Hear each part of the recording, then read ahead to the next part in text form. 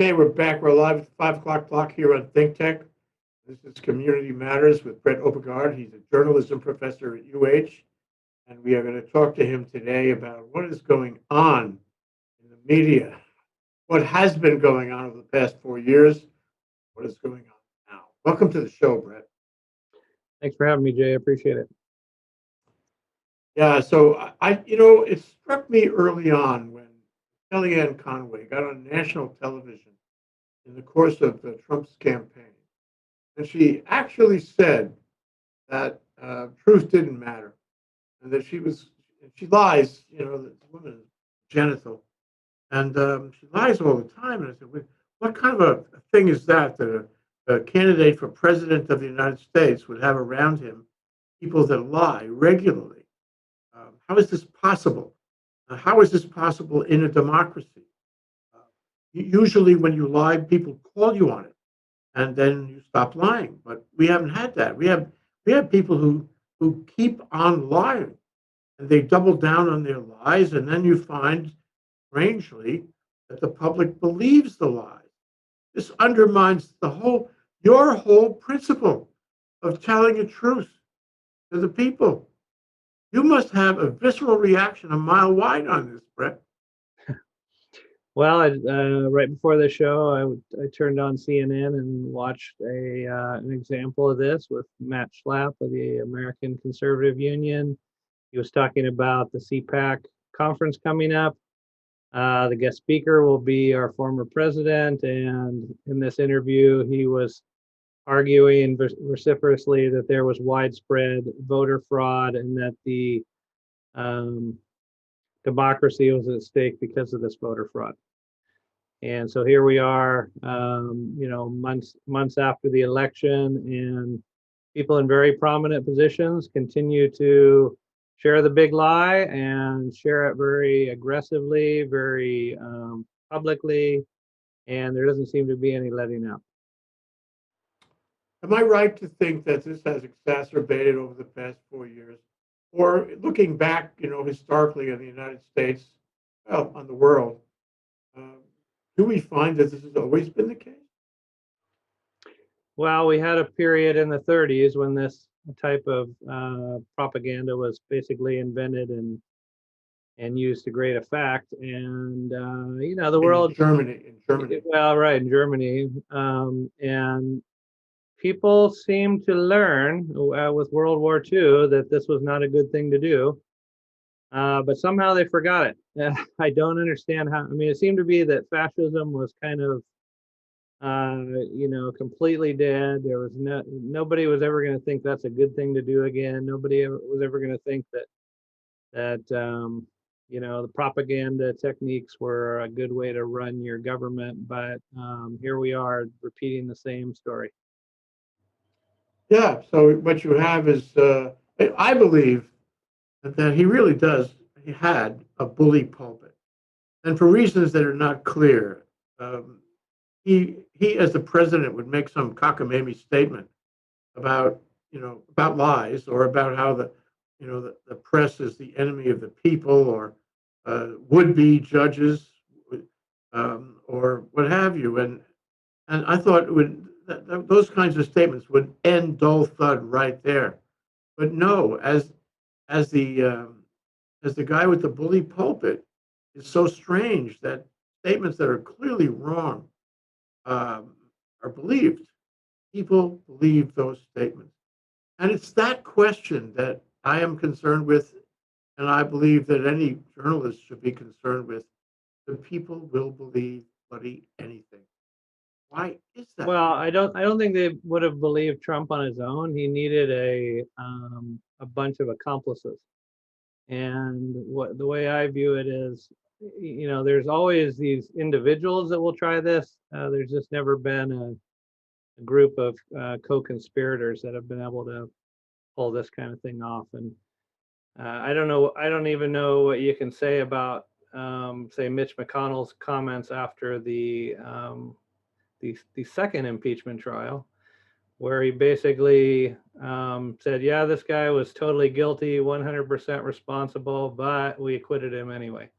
So I think what we're really experiencing now is a group of people that feel like power is more important than our democracy, and they either have to have a reckoning with that, or we're headed down a really dark path.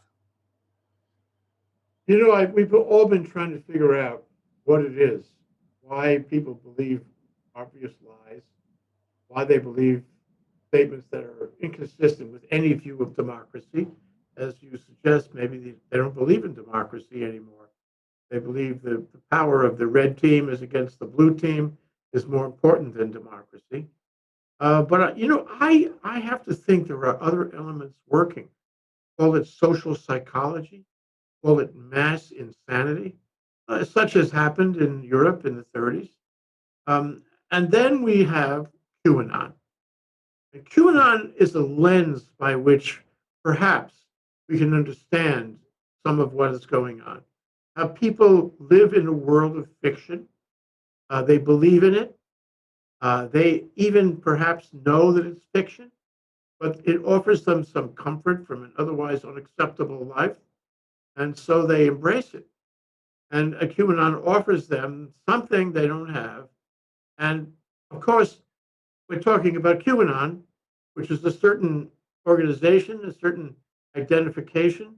But the process of a QAnon member, so to speak, a QAnon follower, is not dissimilar, from somebody who is on the right wing of the Republican Party who believes lies, doesn't necessarily call himself QAnon, but is nevertheless following the same gymnastics. What do you think? Well, I think it's a lot of work to analyze information, and it's a lot easier just for people to give that up and say whatever my dear leader thinks, that's what's true. That's just the easy way to operate. Maybe people reject the idea that politics makes a difference, or they feel disenfranchised, or they feel like the Democrats have been promising things for decades and they haven't came through, or whatever kind of disenfranchisement they're feeling. They just are checking out of the political game, and they feel like, hey, this person, regardless of his flaws, speaks for me. He gives the appearance of being populist, and I got better things to do. I have TV to watch. I got things to do with Fix my the sock bar or drawer. whatever. Yeah, I Gotta mean, I fix got my sock drawer. yeah, I got just other things to do. I'm not going to engage in democracy, and I'm not going to engage in trying to figure out who's right or wrong, because it takes a lot of work, and it's confusing. There's a lot of gray area.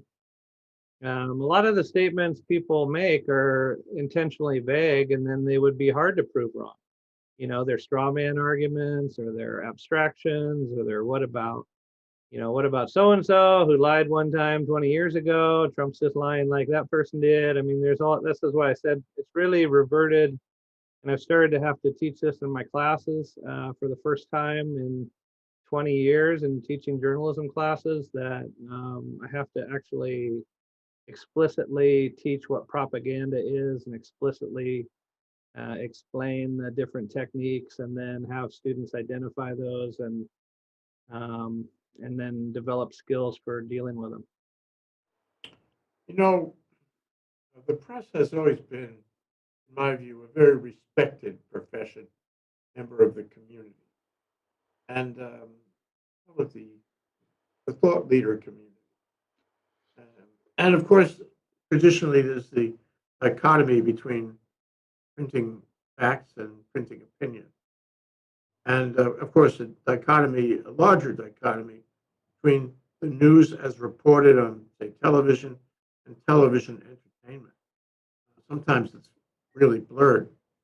So I guess my question to you, and you must watch this and talk about it in your classes, as the press, at least in the past 4 years, we could reach further back if we wanted, but in the past 4 years, has the press been doing a good job in order to deal with what is obviously an extraordinary list of lies? But the last time I looked, the New York Times counted 15,000 lies from Trump over that period. Has the press done what could be done to neutralize those lies? I can't say they're perfect, but I'd say because you know about them, they've probably done a pretty good job. Because I And know about them. I look for that, though. There's a lot of well, I people. mean, this is not like a fringe news that's counted up these lies. This is the Washington Post and the New York Times and some of the most prominent media sources in the country. So I'd say that they've done a pretty good job of letting people know about it. But I think what's really failed us are the institutions that are supposed to be the checks on this kind of power. And I'm not giving journalists a free pass to say they couldn't have done things better, because certainly in the run up to Trump's election, there was a lot of just poor choices of giving his rallies, for example, a live feed and just letting whatever he said just run on the air across the country. I mean, those are very, very poor decisions. But I think the journalists learned a lot in the past few years, and the 2020 election was handled quite a bit differently by media sources. And also, I'd say that there was a definite adaptation by journalists to the different propaganda techniques. So they didn't have a perfect response, but they definitely learned and made adaptations, and it was better the second time around. But then you have to say, like, who's really responsible for Trump, and you can say like the insurrection on the Capitol, who's really responsible that nothing happened? And you have to look at who voted in the Senate, and that's who's responsible. I don't think you can blame the journalists for that. Um, I can blame Fox News myself. I think they perpetuated his lies, and I think I don't think they covered the impeachment trial very well, if at all. I don't think they covered the funeral of Officer Sicknick in the Capitol Rotunda there. They're selecting the news differently than the progressive, I call them liberal news stations on television, MSNBC and CNN. And I feel that they have done some really awful things. And of course, we have the First Amendment, Brett, but it's really uncomfortable to find out that a major news organization, which earns billions of dollars a year in profit, okay, is lying to the public. I mean, black lies, and getting away with it. And nobody, I mean, so CNN says, oh, they're lying, and MSNBC says it, and the New York Times, the Washington Post, everybody knows they're lying, but that nobody steps in and stops them. Not their stockholders, not their directors, not their officers, certainly not the government. Everybody stands back, lets them continue. Is this the right way?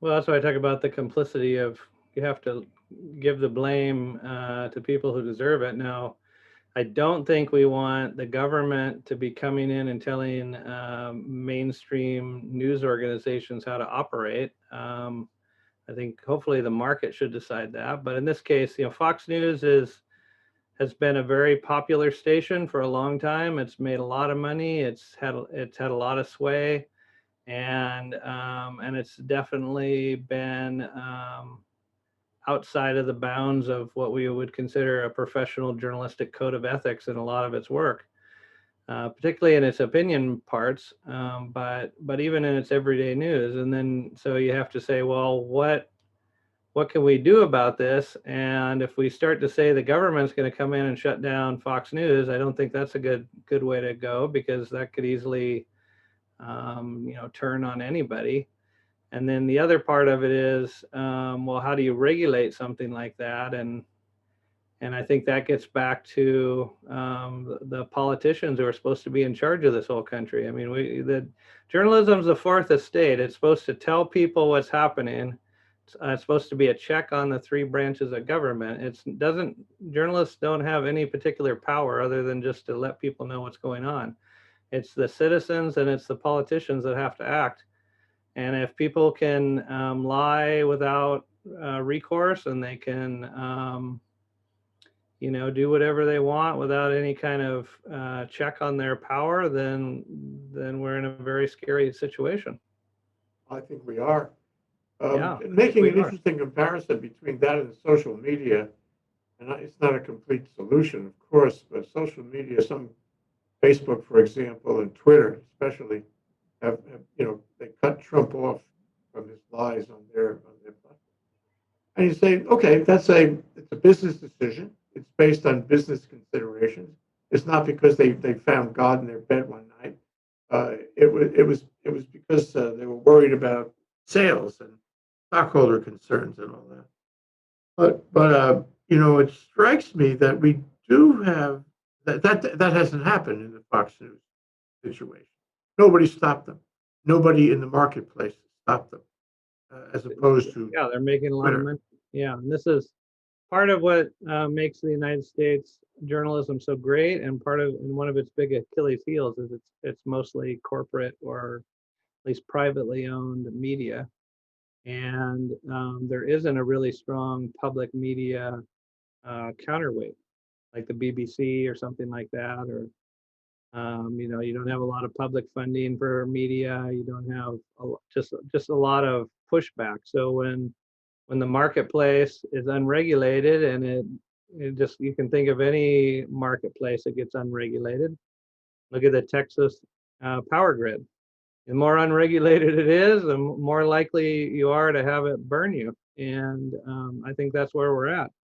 Now, Twitter and Facebook, they made a business decision that has nothing to do with the First Amendment. They decided that this person wasn't good in their business, so they cut him off, but they didn't have to do that, and there would have been no law to stop them from doing that or to keep him on there. And that's the system we live in. So at some point, either the politicians have to create the regulations, or we have to accept that we're going to live in this volatile, unregulated state and then get burned by it. Well, the American Bar Association never really took a strong stand against Trump, and I find that very disconcerting because you'd think that lawyers, more than anyone, should know when our democracy is threatened. Lawyers, more than anyone, should be concerned about public lies and demagoguery. But no, the Bar Association really didn't play a role in so many things that he did.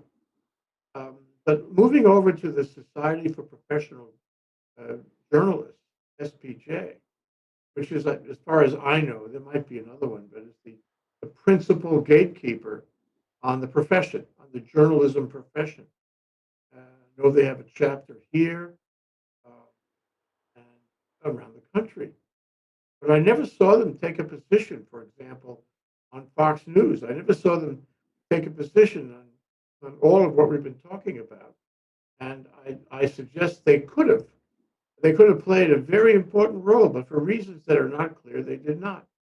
Have you had thoughts about I would guess that they're trying to stay on the side of an open, free media, unregulated as much as possible. Haven't talked with anybody in that organization. And the other thing you have to understand about journalism organizations, there's probably, I don't know, let's say 40 or 50 national ones. They all have their own code of ethics. It's a decentralized group. Most media organizations are owned by independent agents, whether it's a local chain or family owned or whatever. I mean, that's been changing in the past few decades, but it's not like there's one central media funnel that everything goes through. And yeah, I haven't really thought much about SPJ stepping in. I think it would be pretty obvious what their position would be on it. So I don't know, maybe they felt like that was overkill, but you can look at the Bar Association and say, well, why does Rudy Giuliani still able to practice law? I mean, you could point fingers everywhere. well, if we don't point fingers and don't hold anybody accountable, Yeah. it's not even a question of it happening again. It'll just continue to happen. Yeah, it'll never stop. It hasn't stopped. Never stop. Like, I want to talk about radio for a minute. What's his name died this week? conservative radio commentator, Limbaugh. and that was interesting. And you know, you can say that well, there's legions of guys lined up behind him who'll be happy to take his role and continue to do what he did on talk radio. But you know, I'm not sure. He was really specially talented, and he had the ability to reach people as a sort of John Q. Everyman sort of fellow, and appeal to them in the worst possible way, and lie to them and misadvise them. But meanwhile, talk radio, at least in the rural United States, in the second city, small city United States, is very powerful, especially with the demise of local regional newspapers. And there has been consolidation of these radio stations. Sinclair comes to mind, where I don't know, they have 300 radio stations around the country. They control the airwaves, and there's no good parallel. There's no contravening force on the left, the left side of things. When you're talking about talk radio, I mean, in the rural, in the hinterland, you're talking about conservative radio. You're talking about him, and Well, you're talking about most areas of the country don't have local news anymore. They don't have a local newspaper. They don't have a local radio station. They pipe in Rush Limbaugh or some of these other,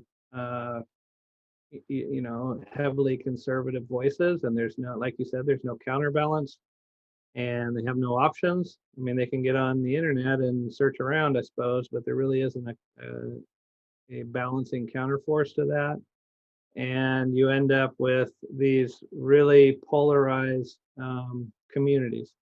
Like there are communities that say voted 80 or 90% of the people in the entire community voted for Donald Trump, and then big cities you might have 80 or 90% that voted for Joe Biden, and this kind of divide is really unhealthy in a lot of ways. But I think a big part of that is just that the rural communities don't have much choice in their news or their information. They're getting it primarily from talk radio, and talk radio is not practicing in a responsible manner to give people truth or give people information. They're trying to persuade people to think a particular way for whatever reason, maybe advertisers or their own personal beliefs or whatever. And you're getting this polarization that seems to be getting worse and worse. I know Joe Biden has said that he wants to be a healer and bring our country together, but I don't see a great big a lot of evidence saying that that's really happening, at least so far. I mean, it's early in his presidency, but we'll see. I agree. I've had the same reaction. But there's one other player in the room that we're building a room of these various, what do you call it, information vectors, okay, that affect public opinion.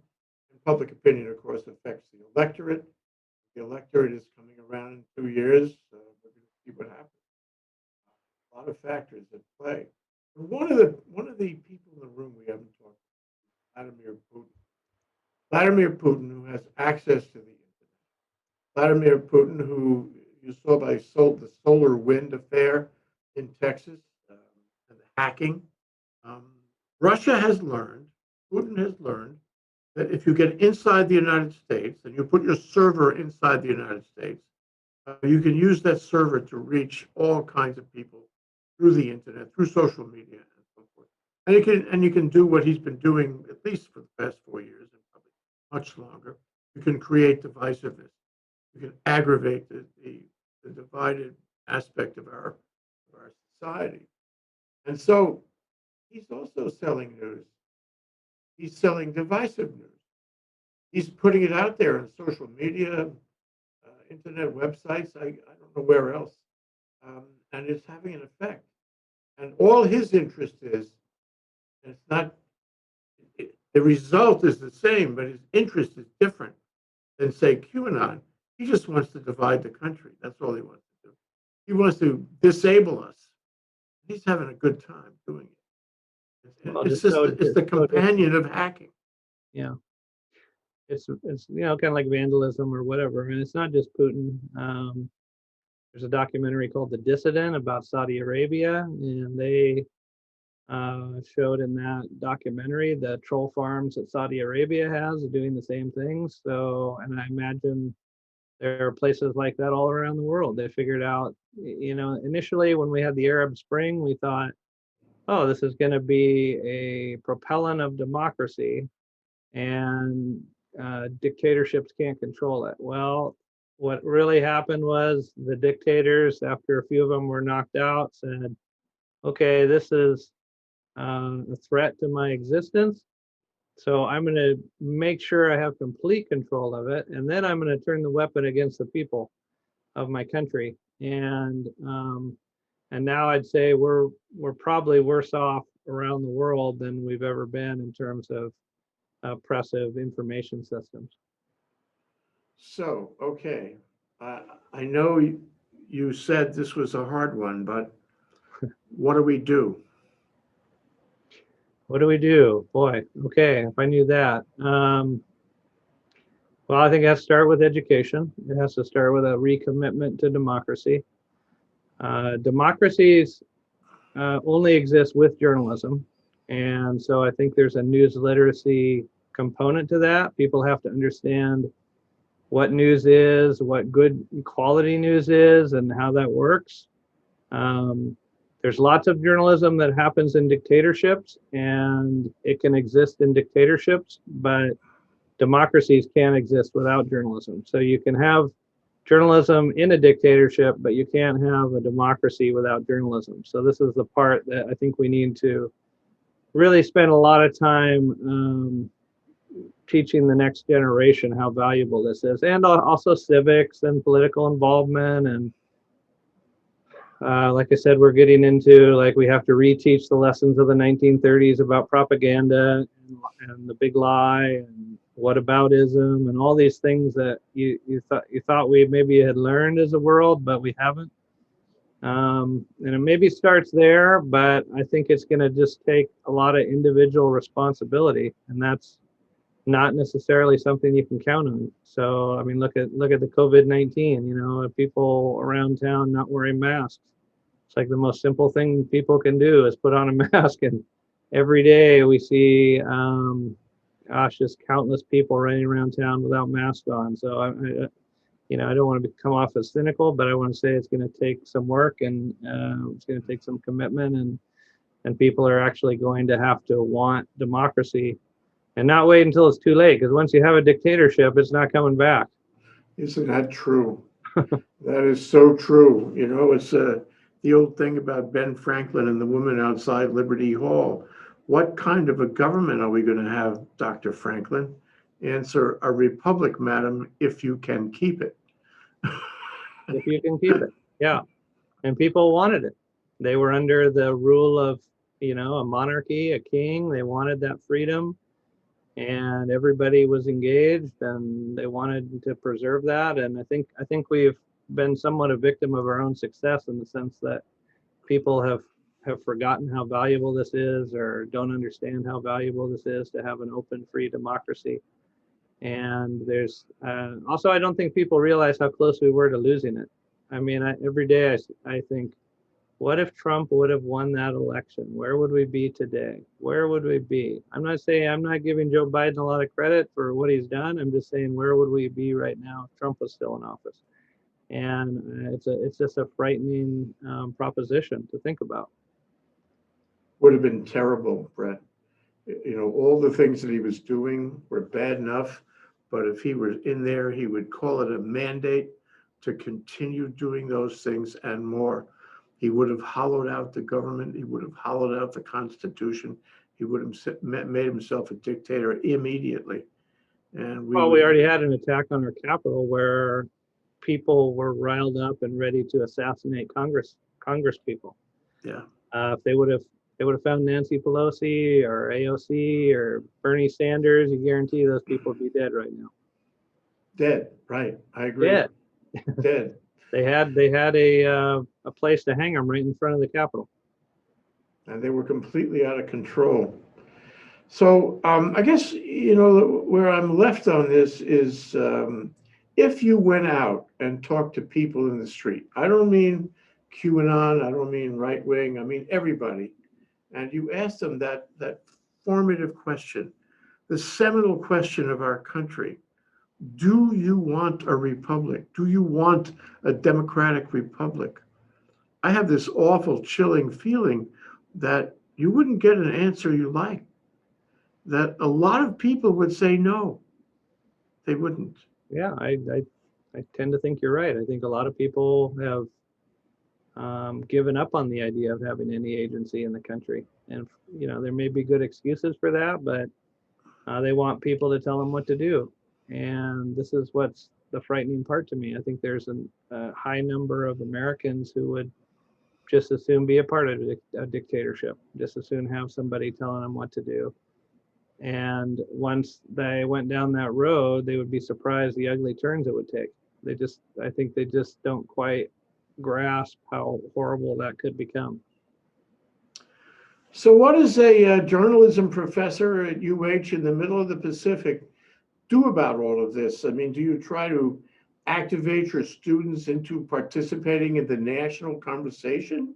Do you try to draw more people into the profession? Do you try to make them different than you used to make them? What's the model that you see walking out the door with a degree in journalism these days? Is it the same, or is it somehow different than it was? I think we get a lot more people engaged in social affairs. Now we have conservative students, we have liberal students, we have everybody in between. They come out wanting to make a difference.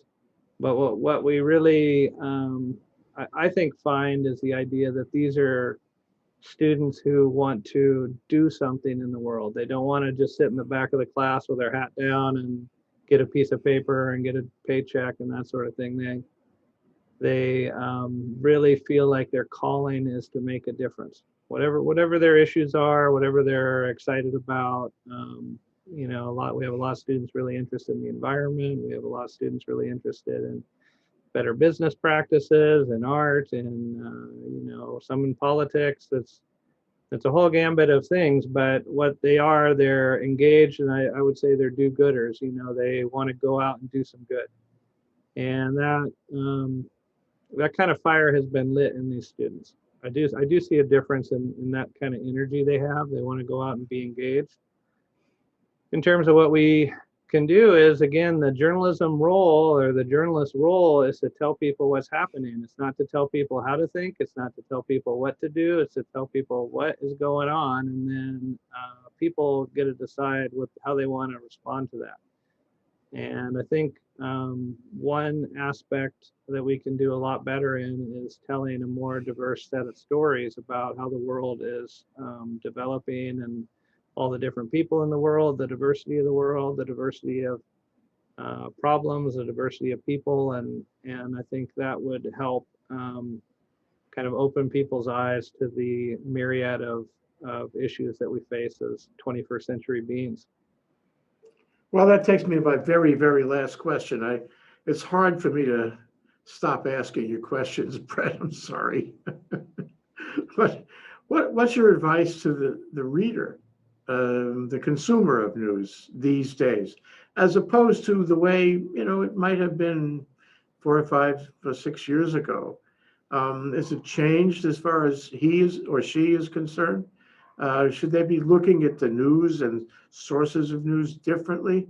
And how much of an activist should they be in evaluating and acting on the news they see and read? Well, I think there are two parts to that. Number one, being a news reader or listener or watcher does not mean you're a passive consumer anymore, because you have to take this information and do something with it. It's not entertainment. It's not just filling up your evening time. It's not just something you do while you eat breakfast. It's a call to action. And when you see things that you want changed, then the call is being made to you personally, and you need to go out and do something about it.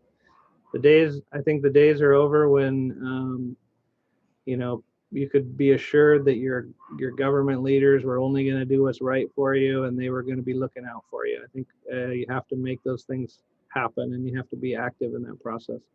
So you have to think of solutions. You have to be engaged, and you have to do something. You can't just sit back and consume it like on a nightly TV show or something. You have to actually want to be a citizen, or you won't be one. You'll be a servant.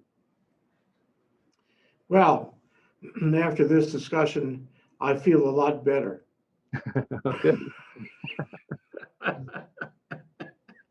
Thank you, Brett. Thank you for coming down and talking to us about these things. It's always really refreshing to talk with a professor of journalism, to talk with you about how the world is changing around us. I hope we get a chance to do this again soon.